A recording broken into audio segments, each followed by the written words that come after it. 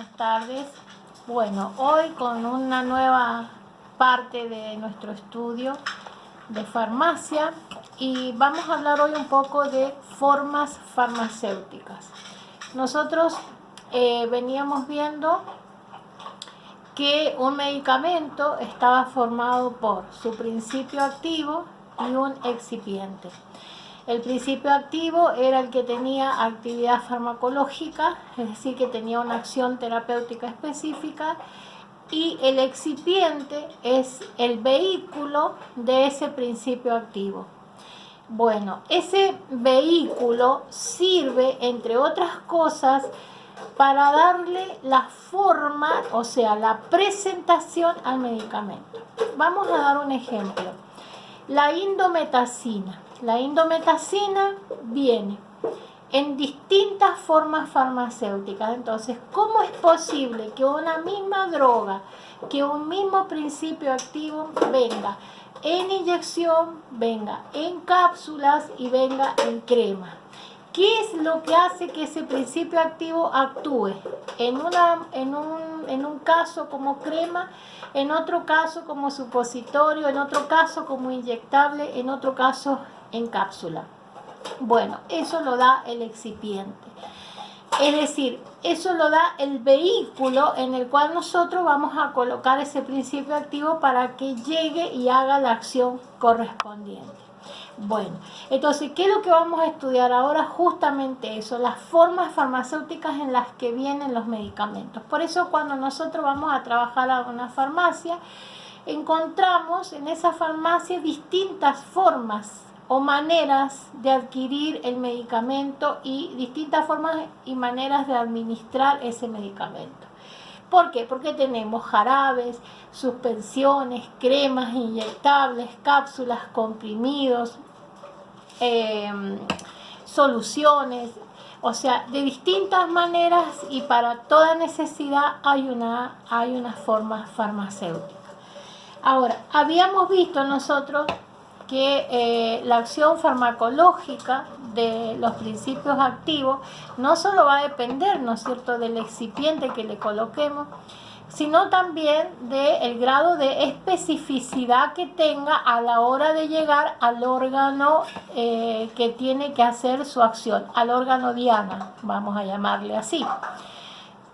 Para esto tenemos que entender que en todo nuestro organismo estamos llenos de receptores, es decir, son, digamos, moléculas que van a actuar a manera de receptores frente a los principios activos. Entonces, ¿cómo actúa?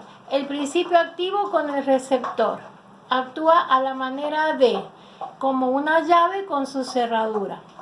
Entonces, cuando el principio activo, que es la llave, da justo con la cerradura justa, entonces esto permite que se abra el mecanismo de acción del medicamento, es decir, que el medicamento penetre a la célula y cumpla la función. ¿Qué funciones puede cumplir? Millones. Activación de hormonas como desactivación de hormonas, relajación, contracción, puede ser un medicamento desinflamatorio, puede ser un medicamento analgésico, etc. Según entonces la llave con su cerradura que tiene que ser específica. Por eso es que la ingeniería farmacéutica se ocupa justamente de formar medicamentos lo más específicamente posible, porque cuando nosotros tomamos un medicamento, todos sus principios bioquímicos que tiene interactúan con el cuerpo. Y aquí ya tenemos que entrar a hablar de farmacocinética y de farmacodinamia, dos ramas de la farmacología. ¿Qué es la farmacología? Es la ciencia que estudia los medicamentos. Logos, estudios, fármaco-medicamentos. Pero tenemos estas dos divisiones como la farmacocinética, que en el apunte ustedes lo van a leer como que puede definirse como el enfoque cuantitativo del comportamiento de los fármacos en el organismo. el enfoque cuantitativo, de cantidad vendría siendo.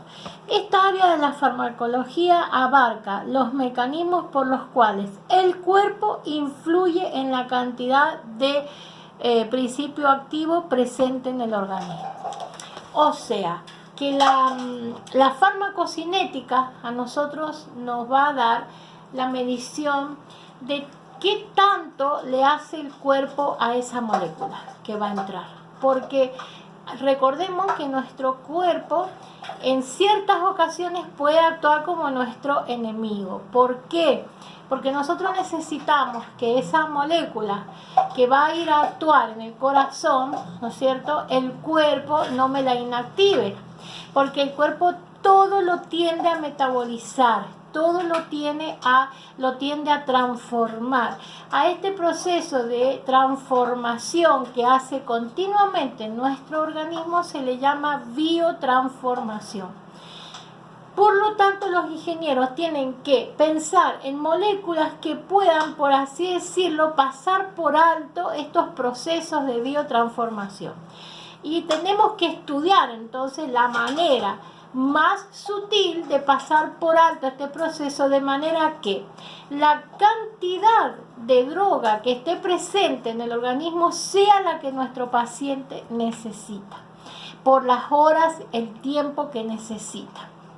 Entonces a eso se le llama farmacocinética, ¿sí? La cantidad de droga que va a permanecer en el cuerpo a pesar de todo el metabolismo y la biotransformación del cuerpo.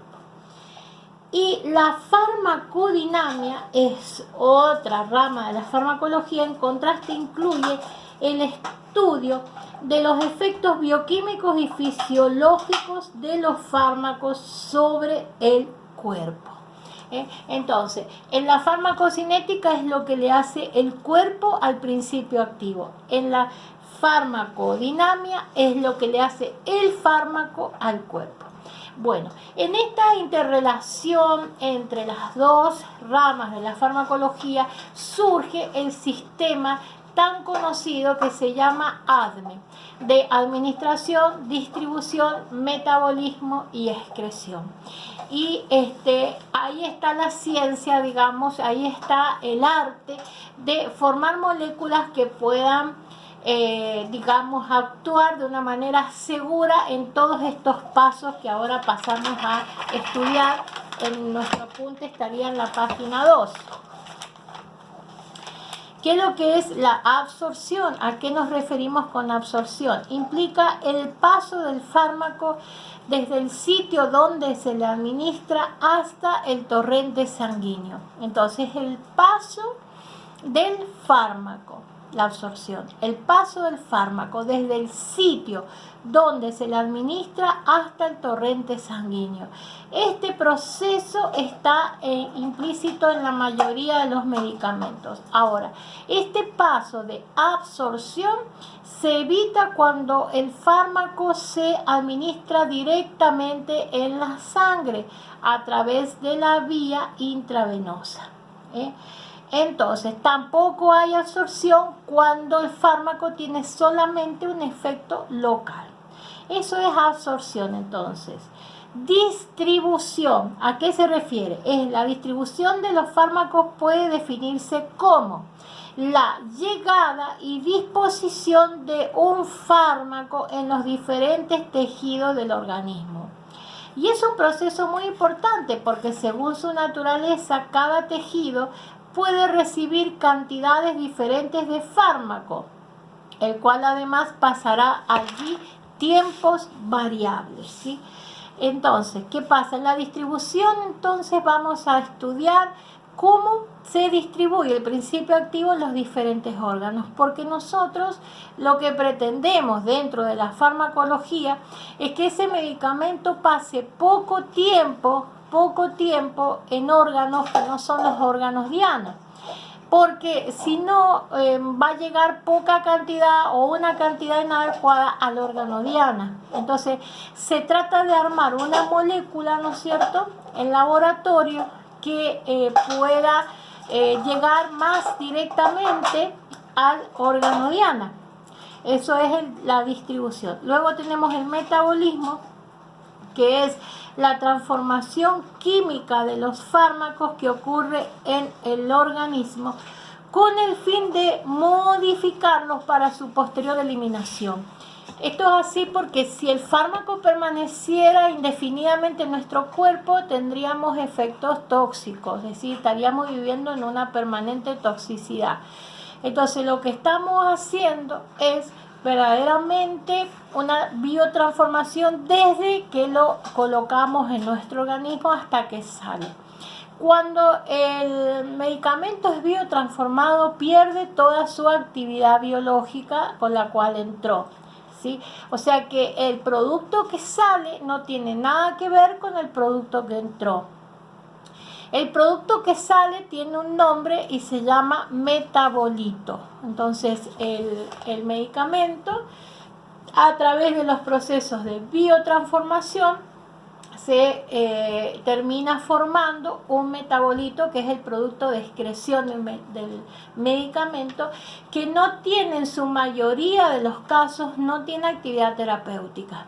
Aunque hay medicamentos que fabrican metabolitos que sí tienen actividad terapéutica y que, según sea el caso, pueden presentar acciones adversas en el organismo. Bueno, ese metabolismo es realizado prácticamente por todo el cuerpo, prácticamente. Es realizado por el plasma, por el estómago, por intestino, pulmón, cerebro, etc. Pero el órgano principal que realiza la biotransformación es el hígado. ¿Sí? Ahí todo lo que llega al hígado es prácticamente imposible que quede igual. Siempre el hígado, con toda su actividad enzimática, va a tratar de inactivar todas las moléculas. Así también actúa con los alimentos. Bueno, y la última parte de este mecanismo ADME se llama excreción. La excreción de fármacos es el proceso de remoción o eliminación del fármaco y de sus metabolitos desde el organismo hacia el exterior del organismo. La excreción puede darse por diversas vías, incluyendo la renal, es decir, que se elimina por orina. La hepática quiere decir que pasa por sistema biliar al intestino y luego a las heces. La pulmonar, que se elimina junto con el dióxido de carbono en la respiración, por leche materna, en saliva, etc. De todas estas posibles vías de eliminación, la vía renal es con mucho la más importante. Bueno, entonces hasta acá lo más general de farmacología, farmacocinética, farmacodinámica y este mecanismo ADME. Luego vamos a estudiar las principales vías de administración de los medicamentos, ¿sí? Bueno, tenemos la vía enteral, la vía parenteral y otras vías. La vía enteral se usa el tracto gastrointestinal para dar entrada al fármaco. La vía parenteral se refiere a todas aquellas vías en las que se evita el paso por el aparato digestivo y el medicamento se inyecta. Y otras vías son los casos donde el sitio de administración de la droga es el mismo sitio en el que se pretende lograr el efecto terapéutico. Entonces, vamos a resumir así. Entonces, el ingreso enteral está formado por 3 vías. La vía oral, la vía sublingual y la vía rectal, ¿sí? Entonces, si tuvieran que hacer un cuadrito, ya tienen para hacerlo. Entonces, colocan ingreso enteral, la vía oral, sublingual y rectal. ¿Qué podemos decir acerca de la vía oral? Bueno, la mayoría de los medicamentos están fabricados para ser administrados por vía oral. La vía oral tiene algunas ventajas y algunas desventajas respecto de las otras vías. La vía oral, ¿qué ventajas puede tener? Que el profesional se autogestiona su enfermedad. El paciente se autogestiona su enfermedad. porque realmente con un pastillero aprende a organizar sus remedios, sus medicamentos y va tomando él solito, solamente teniendo en cuenta los horarios. Bueno, eso es la vía oral. ¿Sí?